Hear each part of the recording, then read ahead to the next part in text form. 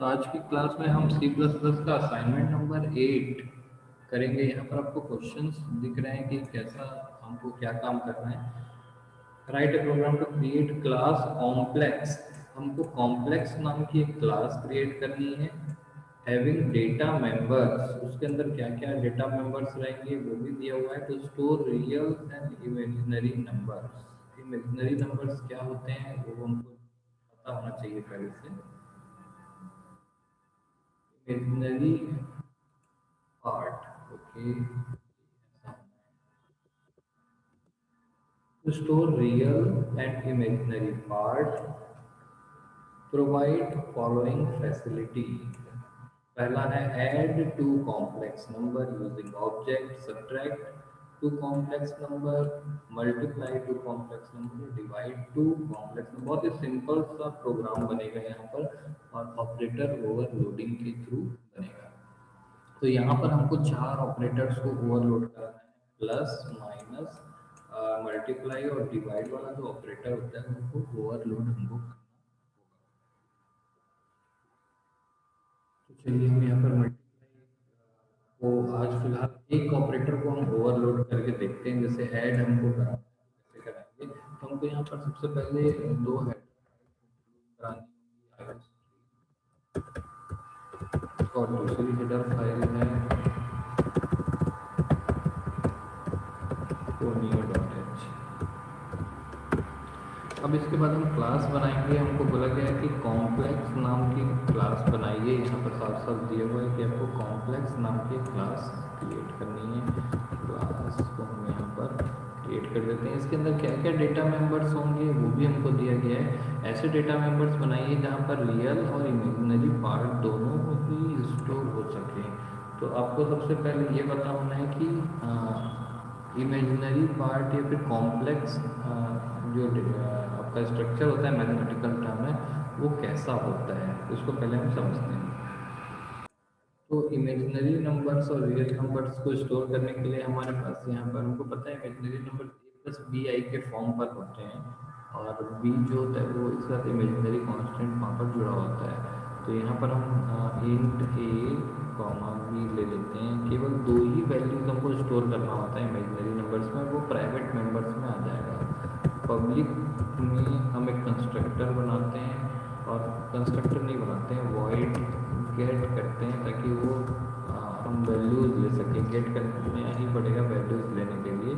मैं सी आउट करता हूँ एंडल और आप यहाँ पर लिख सकते हैं एंटर वैल्यू ऑफ ए। आप ए की वैल्यू ले लीजिए सी करके ए में, सेम ऐसा ही आप बी में ले सकते हैं। तो इमेजिनरी नंबर जब आप क्रिएट करेंगे तो उसका जो ये इमेजिनरी नंबर्स में ए और बी दो नंबर्स का हमने इनपुट ले लिया। अब एक वॉइड शो फंक्शन बनाते हैं जो हमारा इमेजिनरी नंबर को प्रिंट करेगा और प्रिंट करने के लिए हम क्या करेंगे सी आउट एंड एल। और इमेजिनरी नंबर्स को हमेशा ऐसा प्रिंट करते हैं ए की value then plus sign, then आप चाहो तो स्पेस दे सकते हो ए प्लस और फिर बी की value then i. Second number पे आई, सेकेंड जो बी होता है इसके साथ आई अटैच होता है, उसको इमेजिनरी नंबर बोलते हैं। और आई एक कांस्टेंट है जिसका स्क्वायर -1 होता है। वो मैथमेटिकल टर्म है। ए प्लस बी आई के फॉर्म पर हमको यहाँ पर शो करना होता है। तो देखिए सबसे पहले हम ये जो चारों चीज़ें बाद में करेंगे। पहले हमने क्लास बना ली कॉम्प्लेक्स और इमेजिनरी नंबर को स्टोर करा के प्रिंट करा दिया। ये इतना काम हम कर चुके हैं। इसको रन करके देख लेते हैं। रन करने के लिए हम यहाँ पर वॉइड मेन बनाएंगे और मेन के अंदर हम तो पहले इस तरह बनाते थे c l r s c r फिर इसके भी गेट सी एच, ये तो रहता ही है हमारा। ऑब्जेक्ट क्रिएट करते हैं complex c one dot get ताकि वैल्यू ले सकें और सी1 डॉट शो ताकि वैल्यू प्रिंट कर सकें। तो हमने कॉम्प्लेक्स नंबर को स्टोर करने के लिए क्लास बनाया और कॉम्प्लेक्स नंबर इनपुट हो रहा है और आउटपुट हो रहा है। यानी कि दिख रहा है। देखिए कैसे कॉम्प्लेक्स नंबर यहाँ पर आपको दिखाई देगा। तो हम यहाँ पर C++ के स्क्रीन पर जाते हैं फिलहाल। ये हमारा C++ का स्क्रीन है, टर्बो C++। और यहाँ पर आप देख पा रहे होंगे कि जब मैं ओपन कर रहा हूँ तो हमारे पास असाइनमेंट नंबर 8 दिख रहा है। और ये आपको कंपाइल भी कर लेते हैं हम लोग। फिलहाल कोई एरर नहीं है और इसको रन करते हैं। देखिए मैंने यहाँ पर दिया 5 और दूसरे में दिया 8, तो आपका आउटपुट आया 5+8i। ये जो 5+8i है इसको इमेजिनरी नंबर या कॉम्प्लेक्स नंबर कहा जाता है। कॉम्प्लेक्स नंबर में एक रियल नंबर और एक इमेजिनरी नंबर दोनों का एडिशन होता है। यहाँ पर 5 जो है वो आपका रियल नंबर है और 8 जो है वो इमेजिनरी नंबर है। दोनों का एडिशन करके जो इन दोनों का जो कॉम्बिनेशन होता है इसको हम कॉम्प्लेक्स नंबर बोलते हैं। और ये एक मैथमेटिकल टर्म है जहाँ पर i जो है इमेजिनरी नंबर को रिप्रेजेंट कर रहा है और एक स्पेशल कांस्टेंट है जिसकी कुछ स्पेशल वैल्यू होती है। खैर वो मैथमेटिकल टर्म है। हमको यहाँ पर दो इमेजिनरी नंबर्स का एडिशन कराना है, तो एडिशन कराने के लिए हम ऑपरेटर ओवरलोडिंग को यूज़ करेंगे यहाँ पर। तो फिलहाल हम बोर्ड पर वापस चले जाते हैं और हमको पता है कि ऑपरेटर ओवरलोडिंग करना है। मान लीजिए हमको ये वाला टास्क परफॉर्म करना है, दो नंबर्स को ऐड करना है। यहाँ पर जो ऑपरेटर ओवरलोडिंग करेंगे वो होगा हमारा ऑपरेटर फंक्शन बनाना पड़ेगा और प्लस ऑपरेटर रखना पड़ेगा हमको। अब यहाँ पर जो हमारा रिटर्न टाइप होगा, चाहे तो हम उसको रिटर्न करा सकते हैं किसी कॉम्प्लेक्स नंबर को या फिर वहीं प्रिंट कर सकते हैं। तो हमारा कॉम्प्लेक्स नंबर हम रिटर्न कराएंगे। आपको ये बड़ा ध्यान देने वाली बात है कि रिटर्न टाइप आपका कॉम्प्लेक्स होगा और जो एडिशन होगा वो भी कॉम्प्लेक्स होगा,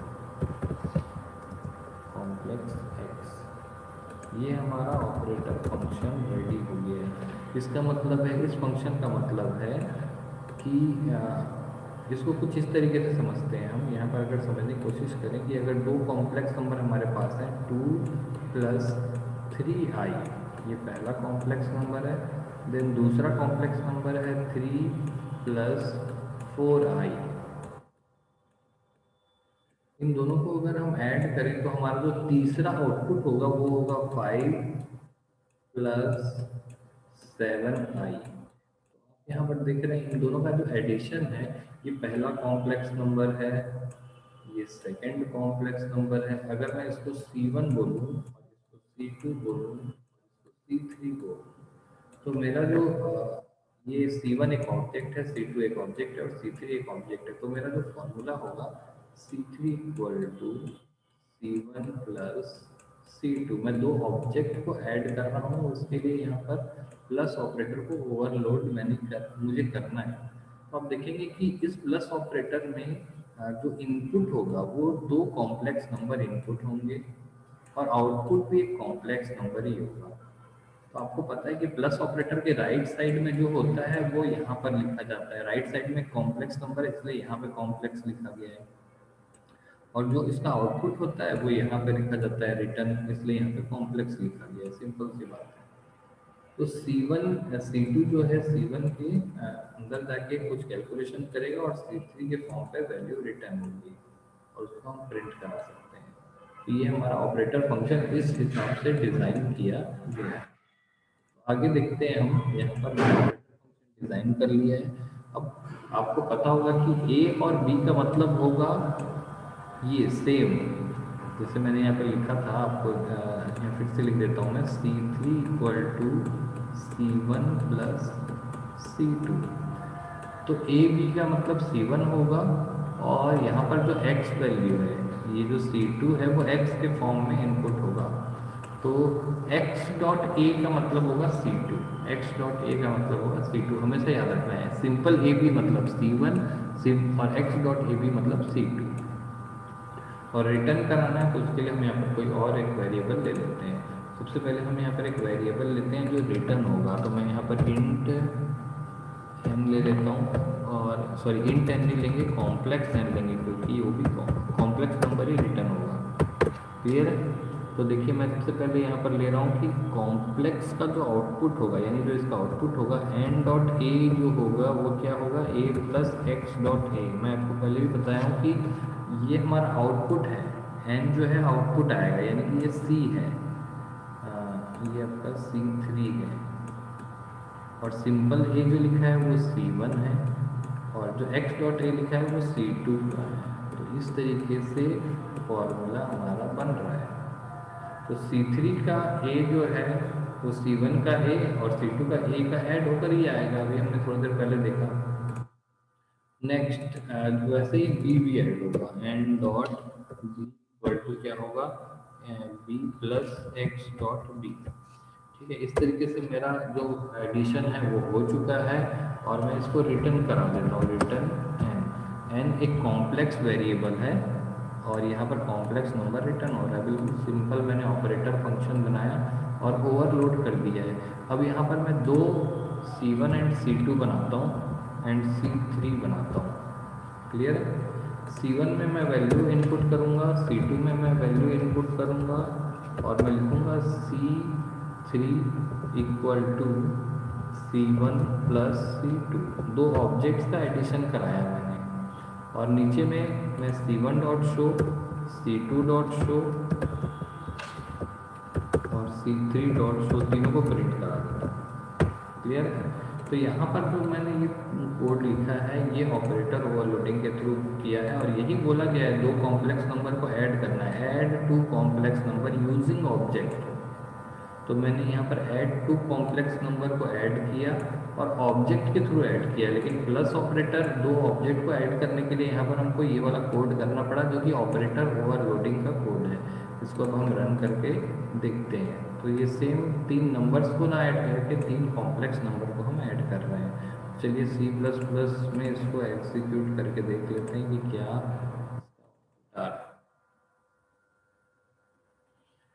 हमारे पास कोड जो है ओपन हो चुका है, और फिलहाल इसको हम करके देख रहे हैं, और आ गए हमारे पास, कॉम्प्लेक्स कैन नॉट स्टार्ट।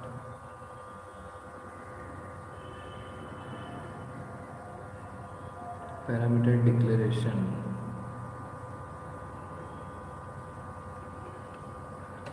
यहाँ पर एक बार और हम इसको कंपाइल करके देखते हैं। यहाँ पर हम देख पा रहे हैं कि स्पेलिंग की थोड़ी सी मिस्टेक हुई है। कॉम्प्लेक्स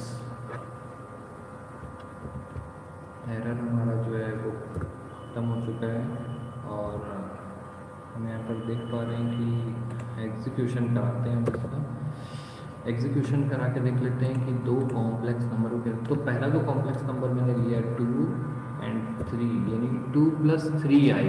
पहला कॉम्प्लेक्स नंबर होगा 2 + 3i, और दूसरा होगा 3 + 4i। आपको बड़ा ध्यान से देखना है। तो इनका जो आउटपुट आया 2 + 3i और 3 + 4i, और आउटपुट आया 5 + 7i।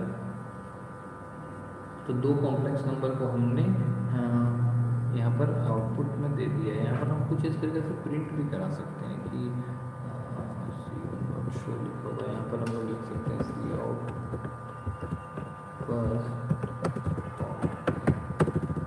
Complex number. कि फर्स्ट कॉम्प्लेक्स नंबर को मैंने प्रिंट कराया, सेम वैसे ही मैं यहाँ पर सेकेंड कॉम्प्लेक्स नंबर को प्रिंट करा सकता हूँ, और यहाँ पर shift insert, then shift insert.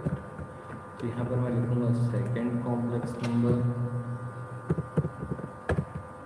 और यहाँ पर लिखूँगा सम एडिशन, ये सम। चलिए इसको हम सेव करते हैं, और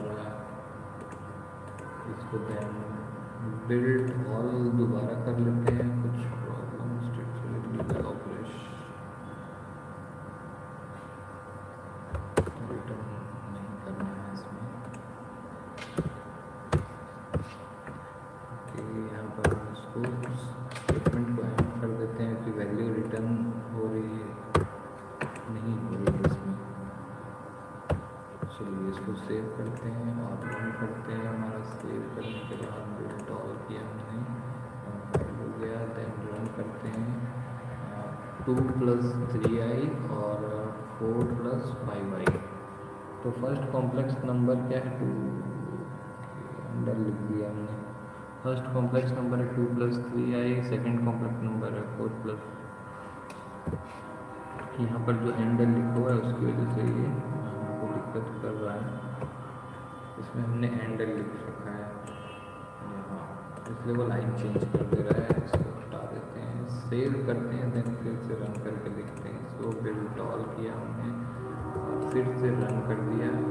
2 + 3i और 4 + 5i, लाइन का फिर से प्रॉब्लम है आपके पास, ठीक है। तो हम लाइन की प्रॉब्लम्स, लाइन जो चेंज हो रहा है इसकी प्रॉब्लम यहाँ से सॉल्व कर लेते हैं। फर्स्ट कॉम्प्लेक्स नंबर को फिर से यहाँ पर हैंडल कर लेते हैं और यहाँ पर हम सेकेंड को भी हैंडल कर लेते हैं, थर्ड को यहाँ पर भी हैंडल कर लेते हैं। तो आपका वो है आउटपुट काफ़ी कुछ क्लियर दिखने वाला है। सेव किया हमने, देन कंपाइल, बिल्ड ऑल किया, देन रन करते हैं हम। 2 + 3i और 4 + 5i, अब थोड़ा सा समझ में आ रहा होगा। फर्स्ट कॉम्प्लेक्स नंबर है 2 + 3i, सेकेंड कॉम्प्लेक्स नंबर है 4 + 5i, और उनका सम है 6 + 8i। तो इस तरीके से हमने यहाँ पर दो कॉम्प्लेक्स नंबर्स को ऐड किया। तो यहाँ पर हम देख रहे हैं कि हमने ऐड जो किया है बहुत ही सिंपल है, तो सब्ट्रैक्ट भी कर सकते हैं, केवल इसको आपको कॉपी करना है और यहाँ पर पेस्ट करना है। सब्ट्रैक्ट करने के लिए बस यहाँ पर माइनस ऑपरेटर लिखना है और ये जो प्लस प्लस हो रहा है यहाँ पर माइनस माइनस कर देना है, ये सब्ट्रैक्शन भी हो जाएगा। और यहाँ पर आप माइनस ऑपरेटर का भी यूज़ कर सकते हो। तो सेम इस कोड को आप यूज़ करिए। तो मैं यहाँ पर फिलहाल कट कर रहा हूँ और यहाँ पर पेस्ट कर देता हूँ ताकि आउटपुट आपको शुरू में आ जाए। तो मैंने पहले इसका आउटपुट दिखाया सम करने के बाद, वैसे ही मैं यहाँ पर सब्ट्रैक्ट करके भी इसका आउटपुट दिखा सकता हूँ। यहाँ पर माइनस किया और यहाँ पर लिखा सब equal to C3 dot show, तो ये सब्ट्रैक्शन भी हो जाएगा। इसको एक बार एग्जीक्यूट करा करके आप देख सकते हैं सब्ट्रैक्शन को भी। इसको मुझे पहले बंद करना होगा और फिर से लोड करना होगा। तो यहाँ पर हम फिर से लोड करते हैं इसको। हमारा सब्ट्रैक्शन का कोड यहाँ पर ऐड हो चुका है, ऑपरेटर माइनस। इसको आप दोबारा कंपाइल करिए, देन इसको रन करिए। मैंने भी दिया 2 + 3i और 1 + 2i। देखिए सम का जो आउटपुट है वो आपका 2 + 3i और 1 + 2i, ये आपका डिस्प्ले नहीं हुआ क्योंकि हमने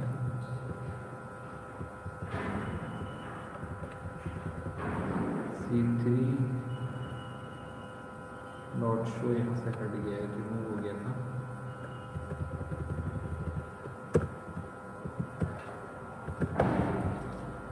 इस तरीके से हमने दो काम अभी फ़िलहाल कर लिए हैं और इसको सेव कराता हूँ, दोबारा कंपाइल कराते हैं और फिर इसको रन कर लेते हैं। तो ये होगा हमारा 4 + 5i और 2 + 3i। तो आप देख रहे हैं कि 4 + 2i और 5 + 3i की वजह से आपको ये आउटपुट देखने के लिए मिल रहा है।